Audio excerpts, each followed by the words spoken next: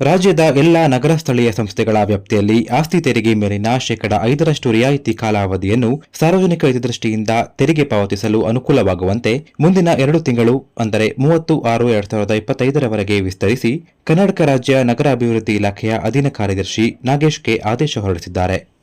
ಭಾರತ ಮತ್ತು ಪಾಕ್ ನಡುವೆ ಉದ್ವಿಗ್ನ ಪರಿಸ್ಥಿತಿ ನಿರ್ಮಾಣವಾಗಿರುವ ಹಿನ್ನೆಲೆಯಲ್ಲಿ ರಾಜ್ಯದಲ್ಲಿ ಕೂಡ ಬಿಗಿ ಭದ್ರತಾ ಮುಂಜಾಗ್ರತಾ ಕ್ರಮಗಳನ್ನು ಕೈಗೊಳ್ಳಲಾಗುತ್ತಿರುವುದರಿಂದ ರಾಜ್ಯದ ಪೊಲೀಸರಿಗೆ ಹೆಚ್ಚುವರಿ ರಜೆ ರದ್ದುಗೊಳಿಸಲಾಗಿದೆ ಎಂದು ಗೃಹ ಸಚಿವ ಡಾ ಜಿ ಪರಮೇಶ್ವರ್ ತಿಳಿಸಿದ್ದಾರೆ.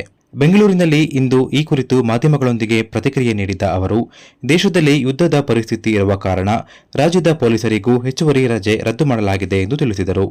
ಭಾರತ ಪಾಕಿಸ್ತಾನ ನಡುವೆ ಸಶಸ್ತ್ರ ಸಂಘರ್ಷ ಮುಂದುವರೆದಿದ್ದು, ಶುಕ್ರವಾರ ಸಂಜೆ ಪಾಕಿಸ್ತಾನದಿಂದ ಗಡಿಯಲ್ಲಿ ಗುಂಡಿನ ದಾಳಿ ಮತ್ತು ಡ್ರೋನ್ ದಾಳಿ ನಡೆದಿದೆ. ಇತ್ತ ಪಾಕ್ಗೆ ಭಾರತ ಕೂಡ ತಕ್ಕ ಪ್ರತ್ಯುತ್ತರ ನೀಡುತ್ತಿದೆ.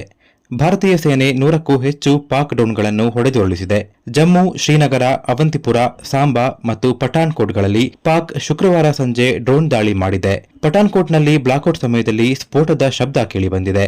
ಚಂಡೀಗಢ್, ರೂಪನಗರ, ಪಠಾನ್ಕೋಟ್ ಮತ್ತು ಬ್ಲಾಕ್ಔಟ್ ಜಾರಿಗೊಳಿಸಲಾದ ಇತರ ಜಿಲ್ಲೆಗಳಲ್ಲಿ ಸೈರನ್ಗಳು ಕೇಳಿಬರುತ್ತಿವೆ.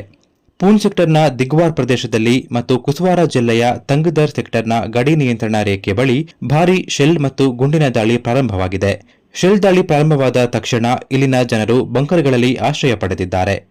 ಆಪರೇಷನ್ ಸಿಂಧೂರ ಕಾರ್ಯಾಚರಣೆ ಬಳಿಕ ಭಾರತ ಪಾಕಿಸ್ತಾನ ಗಡಿಯಲ್ಲಿ ಉದ್ವಿಗ್ನ ಸ್ಥಿತಿ ನಿರ್ಮಾಣವಾಗಿರುವ ಹಿನ್ನೆಲೆಯಲ್ಲಿ ರಾಜ್ಯದಲ್ಲಿ ಮುನ್ನೆಚ್ಚರಿಕೆ ವಹಿಸಲಾಗಿದೆ. ರಾಜ್ಯದ ಎಲ್ಲಾ ಜಲಾಶಯಗಳಲ್ಲಿ ಕಟ್ಟೆಚ್ಚರ ವಹಿಸಲಾಗಿದೆ. ಅದೇ ರೀತಿ ಕುಶಾಲನಗರ ತಾಲೂಕಿನಲ್ಲಿರುವ ಹಾರಂಗಿ ಜಲಾಶಯದಲ್ಲಿ ಕಟ್ಟೆಚ್ಚರ ವಹಿಸಲಾಗಿದೆ. ನೀರಾವರಿ ಇಲಾಖೆ ಹಾರಂಗಿ ಜಲಾಶಯಕ್ಕೆ ಪ್ರವಾಸಿಗರ ಪ್ರವೇಶವನ್ನು ನಿರ್ಬಂಧಿಸಿ ಆದೇಶ ಹೊರಡಿಸಿದೆ. ಅಲ್ಲದೆ ಹೆಚ್ಚಿನ ಭದ್ರತಾ ಸಿಬ್ಬಂದಿಗಳನ್ನು ನಿಯೋಜನೆ ಮಾಡಲಾಗಿದೆ. ಉಪಮುಖ್ಯಮಂತ್ರಿ ಡಿಕೆ ಶಿವಕುಮಾರ್ ಅವರು ಈ ಸಮಯದಲ್ಲಿ ಜಾಗೃತರಾಗಬೇಕಿರುವ ಹಿನ್ನೆಲೆ ಮುಂಜಾಗ್ರತಾ ಕ್ರಮವಾಗಿ ರಾಜ್ಯದ ಎಲ್ಲಾ ಅಣೆಕಟ್ಟುಗಳಿಗೆ ಭದ್ರತೆ ಒದಗಿಸುವುದು ನಮ್ಮ ಕರ್ತವ್ಯ ಎಂದು ಹೇಳಿದ್ದಾರೆ. ವಿರಾಜಪೇಟೆ ವಿಧಾನಸಭಾ ಕ್ಷೇತ್ರದ ವಿರಾಜಪೇಟೆ ತಾಲೂಕಿನ ಸಿದ್ದಾಪುರ ಗ್ರಾಮದ ಮಟ್ಟ ಎಂಬಲ್ಲಿ ಗ್ರೀನ್ ಸ್ಟಾರ್ ಯೂತ್ ಕ್ಲಬ್ ವತಿಯಿಂದ ಆಯೋಜನೆಗೊಂಡಿರುವ ವಾಲಿಬಾಲ್ ಪಂದ್ಯಾವಳಿಯ ಉದ್ಘಾಟನೆ ಕಾರ್ಯಕ್ರಮದಲ್ಲಿ ಶಾಸಕರು ಹಾಗೂ ಮುಖ್ಯಮಂತ್ರಿಗಳ ಕಾನೂನು ಸಲಹೆಗಾರರಾದ ಅಜ್ಜಿಕುಟ್ಟೀರ ಎಸ್ ಪೊನ್ನಣ್ಣನವರು ಭಾಗವಹಿಸಿ ಮಾತನಾಡಿದರು.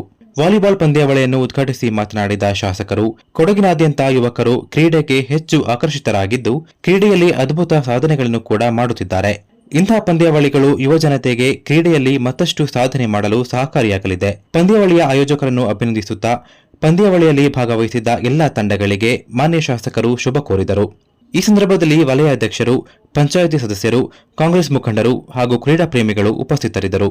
ಭಾರತ ಪಾಕಿಸ್ತಾನದ ನಡುವೆ ಗಡಿಯಲ್ಲಿ ಉದ್ವಿಗ್ನ ಪರಿಸ್ಥಿತಿ ನಿರ್ಮಾಣಗೊಂಡಿರುವ ಹಿನ್ನೆಲೆಯಲ್ಲಿ ಭಾರತ ಸೇನೆಗೆ ನೆರವಾಗುವ ದಿಶೆಯಲ್ಲಿ ಹೊರನಾಡು ಅನ್ನಪೂರ್ಣೇಶ್ವರಿ ದೇವಸ್ಥಾನದ ವತಿಯಿಂದ ರು 10 ಲಕ್ಷಗಳ ದೇಣಿಗೆಯನ್ನು ಸೇನೆಗೆ ನೀಡಲಾಗಿದೆ ಎಂದು ತಿಳಿದು ಬಂದಿರುತ್ತದೆ.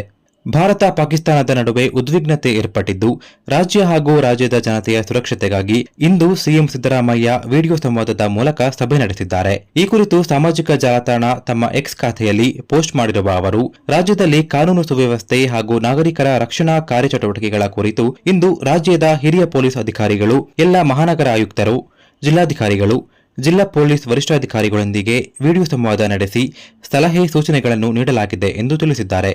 ಗಡಿಯಲ್ಲಿ ಉದ್ವಿಗ್ನತೆ ಹೆಚ್ಚುತ್ತಿರುವ ನಡುವೆ ಭಾರತ ಮತ್ತು ಪಾಕಿಸ್ತಾನ ಪೂರ್ಣ ಮತ್ತು ತಕ್ಷಣದ ಕದನ ವಿರಾಮಕ್ಕೆ ಒಪ್ಪಿಕೊಂಡಿದೆ ಎಂದು ಅಮೆರಿಕದ ಅಧ್ಯಕ್ಷ ಡೊನಾಲ್ಡ್ ಟ್ರಂಪ್ ಹೇಳಿದ್ದಾರೆ ಎಂದು ಎಎನ್ಐ ಸುದ್ದಿಸಂಸ್ಥೆ ರಾಯ್ಟರ್ಸ್ ಉಲ್ಲೇಖಿಸಿ ವರದಿ ಮಾಡಿದೆ.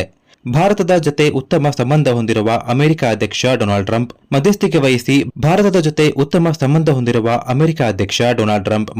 ವಹಿಸಿ ಭಾರತ ತಮ್ಮ ಮೇಲೆ ದಾಳಿ ನಡೆಸುವುದನ್ನು ತಡೆಯಬೇಕೆಂದು ಪಾಕಿಸ್ತಾನದ ಪ್ರಧಾನಿ ಮನವಿ ಮಾಡಿದ್ದರು ಎಂಬ ಸುದ್ದಿಗಳು ಹರಿದಾಡುತ್ತಿದ್ದವು.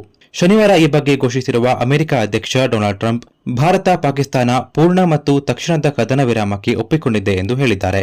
ಭಾರತ ಮತ್ತು ಪಾಕಿಸ್ತಾನದ ನಡುವೆ ನಡೆಯುತ್ತಿದ್ದ ವೈಮಾನಿಕ ದಾಳಿಯ ಹಿನ್ನೆಲೆಯಲ್ಲಿ 2 ದೇಶಗಳ ನಡುವೆ ಶಾಂತಿ ಮಾತುಕತೆಗೆ ಕೆಲವು ದೇಶಗಳು ಮಧ್ಯಸ್ಥಿಕೆ ವಹಿಸಲು ಮುಂದಾಗಿದ್ದವು.